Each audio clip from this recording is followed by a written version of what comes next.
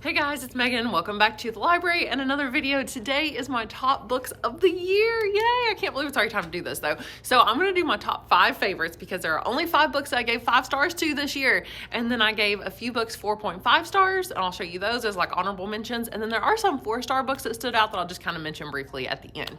So let's just go in order of the order that I actually read these in this year because I can't decide the actual order that they should be in. So how do you rank 5-star books, right? They're all 5 stars. So let's just go the order that I read them in. So the first is kind of cheating because I read the rest of the series last year and I read most of this book last year as well, but I technically finished it this year, and that is Hollowpox: The Hunt for Morrigan Crow, which is the 3rd book in the Nevermore series by Jessica Townsend. So I read Nevermore and Wondersmith both last year, and I read about half of this one probably last year as well, but then I carried it over into January. So technically I did finish this book this year. This series is absolutely amazing. It's like Harry Potter level of wonderful. It's even more whimsical and more even like funny. Like the tone is definitely funnier. And honestly, I think the writer is a better writer than J.K. Rowling. So highly recommend if you remotely enjoyed Harry Potter. The next 2 5-star reads are in a duology. So I'll go ahead and just share both of them. Although I did think one was better than the other. That is Vicious and Vengeful by V.E. Schwab. So Vicious is the first one. I think it's just called the Vicious duology, I think, or something. I don't know. How do I not even know? Villains. Oh, sorry, the Villains series. Yes. Theoretically, there's going to be a 3rd one called Victorious, but no one knows if it's really going to be a book or not. So this book is sort of like if it were kind of like X-Men, but like all the characters were morally gray, basically. And it's a revenge story about 2 characters trying to get revenge on each other. And when I first heard about it and heard everyone talking about it, I wasn't sure that I'd be a huge fan, but I absolutely loved it. And I think V.E. Schwab is a master storyteller. She also wrote Darker Shade of Magic that I read last year and absolutely loved. Didn't like the others in the series, but boy, I love that one. But anyway, Vengeful is not quite as good. It's honestly not necessary. So if you loved Vicious, I mean, technically you can just read this book. Like, I don't know why you wouldn't go ahead and read this one.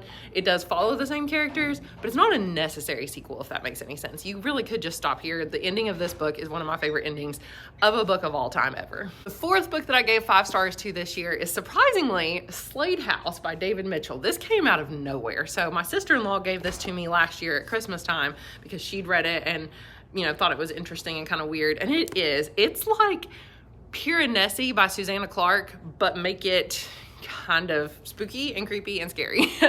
This book is super, super weird, and that's what I loved about it. But you get more answers as time goes on. So it really, the first half is more like a horror novel. Then the second half is like sci-fi because it really does start to explain some of the scary stuff, and there is like a scientific kind of explanation for it. And I actually really enjoyed that. But I didn't enjoy that part of Piranesi. I wanted it to be open-ended, which is really strange.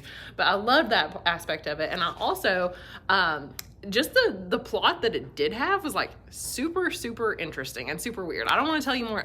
Honestly, the less you know about it, the better. I did not know anything about it because since I already owned it, I thought, well, I'll just read it.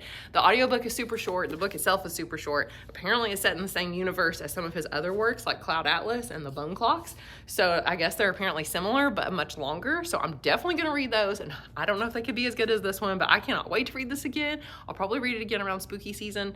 Not that you have to, you could really read it anytime. But if you're wanting a spooky sci-fi and you tried something like Dead Silence and it wasn't really scary, but this one's pretty creepy. So I gave this book 5 stars and I will definitely reread it. The final book I gave 5 stars to, I don't actually own, and our library copies are all checked out, but it is I Hunt Killers by Barry Lyga. This was also completely shocking because I never give young adult books 5 stars. And there's another one I'll show you in a minute that I gave like 4.5 stars to. But this book is not necessarily just young adult. It can be a thriller for really any age group. I think adults can read it just as well as young adults. It's actually pretty intense and pretty dark and twisted in places. So it does follow, of course, a kid whose dad is a serial killer, one of the most famous, or basically the one that's killed the most people ever. It's like he killed over 122 people. His dad is now in prison, but there's a copycat killer and the police need his help because they think, well, if somebody else is replicating his dad's kills, then he knows how his dad thinks, so he must be able to help. But he's also afraid that he's going to turn into his dad or something like him, like a monster, because it runs in the family and he's been trained in the arts of serial killing, basically. And he thinks that his dad could possibly still be involved in something, but even though he's behind bars, like, does he have a hand in it? Honestly, the second 2 books in the series, because it is a trilogy, really went off the rails. I would highly recommend you just stop at this one. It does have a random little cliffhanger at the very end, but honestly, if you just kind of ignore like the last page or two, like the little epilogue or whatever, then it's a great book. So you don't even really need to read the second two. Now, there are also 3 books that I gave 4.5 stars to, so I have to give them a shout out. Those are my only 5-star books though for the year, which is pretty good that I found that many, because that means they're an all-time favorite and that I will reread them again and again.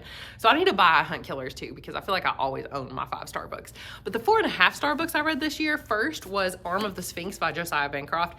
I have a long sordid past here, a storied past I should say, with this series, the Books of Babel series. The first book I gave like 3 stars to, Sinless Sins. This is the second book, Arm of the Sphinx. The third one I actively disliked and gave like either 2 or 2.5 stars to. And then I have the 4th one on my shelves and I don't even like want to read it. I'm so scared because I loved this book. I thought this book was amazing. I only gave it 4.5 stars instead of 5 because it was just a little weird. Like the plot is just so weird, but it's so well written. And I don't know. I don't know if I'd recommend you read the series yet or not, because 1 and 3, 1's just okay. 2 is phenomenal, or wonderful at least. And then 3 was like not good. So I'm not sure how 4 is going to go. But I did hear that, of course, book 3 was supposed to be the best one and that most people don't like book 4. And considering I didn't like book 3, then I'm like, it's not going to go so well. But anyway, this book, really good. The next book I read that I gave 4.5 stars to, which I don't own, but it's Finlay Donovan is Killing It. And this book surprised me because I didn't think I was into like cozy mysteries. I'd say this is more so like a cozy thriller. It's not really a mystery because like there's not really that much mystery to it, honestly. Like you kind of know everything that's going on. There is like one mystery. It is about a writer who, I think I've told you this plot before, so I'm not gonna go over it again and again, but she gets sucked into this plot where somebody thinks that she is a contract killer. She's like a hit woman, but she's not, because she was actually just talking about the plot of her novel, but they think she was talking about actually killing someone. So they offer to pay her to kill their husband. And so she kind of gets sucked into this plot and realizes that her life is even a little more connected with her ex-husband and his possible fiance. Like they're possibly connected to something too that's going on. So I guess that's where the mystery kind of comes in, is how it's all connected. But anyway, it was super fast paced and like charming and like witty and clever. I think that's what got me, was just how clever the plot was and the writing. So highly recommend. Oh, and there's a sequel, and then the 3rd one is coming out in, I think, January, like next month. The next book also surprised me that I gave 4.5 stars to. It's the only other book I gave 4.5 stars to, and that is Fangirl by Rainbow Rowell. This is technically, well, I listed it in our library, it's classified as reality, but I would say it's definitely more of almost like a romance. Romance was sort of the main feature of this book. But I only read this book because Leanna from Leanna's Library, her channel, she talked about the Carry On Simon Snow series. That Simon Snow series is like basically a Harry Potter fan fiction. And the premise is that there's a girl who wrote that fan fiction, and like it's set in this, of course, Harry Potter world, but there's a different book. So all those books, those Simon Snow books, are in our fantasy section because they are very much like Harry Potter fan fiction. However, the girl who supposedly wrote those stories, this is her story called Fangirl. So basically the author wrote this book first and then realized that like it was super popular and that people wanted to know what the fan fiction was she was writing. So then the author actually went and wrote the fan fiction. So it's kind of an interesting story. And that's why I wanted to read this one first, so that the Simon Snow books like Carry On would make more sense. But it turns out I liked this better than Carry On, and then I never even finished the Carry On series because I wasn't into book 2. But this book was very surprisingly charming. I love the fact that the main character was going to college, and that the whole thing is set at her first year of college. And of course, most of these young adult books is like the kids are still in high school, they're very young. But this one obviously reads a little bit older, and the romance was very unexpected. Like I really thought that one certain character was going to be the love interest, but then it turned out to be a different character that I liked way better.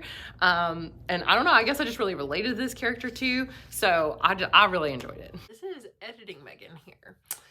So there was a problem with the second part of this video. I was about, well, not even second part, just like the last little bit. I was about to tell you the 4-star reads that really stood out to me, but sorry, I'm so sleepy. I'm literally about to fall asleep. It's like the first day of Christmas break and I'm so tired.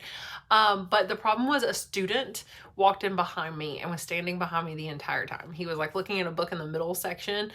I thought I heard somebody come in, but I didn't know he was standing right behind me. And then when I got done filming, he was like, "Oh, I'm so sorry. I think I was in the background. I didn't really even like realize what you were doing." I was like, "How did you not realize I was filming this?"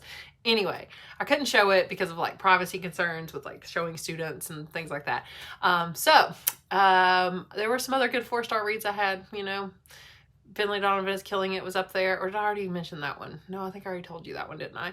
I don't remember the list. I'm too lazy to look it back up. So anyway, without further ado, I'm going to end this video. Hopefully you enjoyed it. Maybe found some reads that you want to try as well. Try Slade House. I bet you've never heard of it, so give it a whirl. Anyway, thank you guys so much for watching. Tell me down below if you guys liked any of these books as well, if you've read them, and I will see you again soon. Bye.